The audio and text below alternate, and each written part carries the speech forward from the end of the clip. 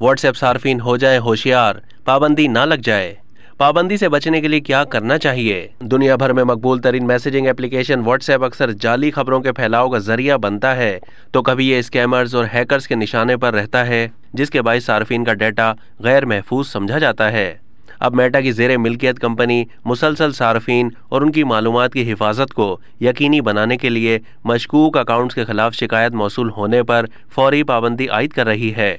तहम बाज़ औक़ात कुछ आम सार्फिन के अकाउंट्स पर भी पाबंदी लग जाती है। इससे बचने के लिए व्हाट्सएप के कवायद की पासदारी करें। अगर आपको कोई भी फॉरवर्ड मैसेज मौसूल हो जिसकी दुरुस्तगी के हवाले से आपको शुकूक व शुबहात हों, तो उन्हें मज़ीद आगे फॉरवर्ड करने से गुरेज करें। व्हाट्सएप में बैक वक्त एक मैसेज सिर्फ 5 यूज़र्स को ही फॉरवर्ड करने की हद मुकर्रर है, ताकि एक वक्त में मैसेज ज़्यादा लोगों तक ना जा सके। खुदकार मैसेजेस और बल्क मैसेजेस मौसूल होने की सूरत में उन्हें स्पैमर के तौर पर रिपोर्ट करें। ऐसा करने से व्हाट्सएप मुस्तकबिल में गैर ज़रूरी पैगामात भेजने वाले अकाउंट्स का पता लगाकर खुद उन्हीं पर पाबंदी लगा देगा। ब्रॉडकास्ट मैसेजेस भेजने से गुरेज करें या इस फीचर का कम से कम इस्तेमाल करें, क्योंकि ऐसा करने से वो सार्फिन जिन्हें आप गैर ज़रूरी पैगामात भेज रहे हैं वो आपके खिलाफ शिकायत कर सकते हैं, जिससे आपको अकाउंट की मुअत्तली का सामना करना पड़ सकता है।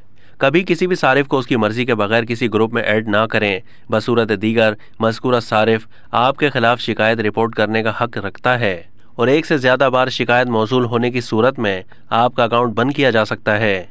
अब तक के लिए इतना ही। मज़ीद मालूमात के लिए डेली जंग के यूट्यूब चैनल को सब्सक्राइब कीजिए।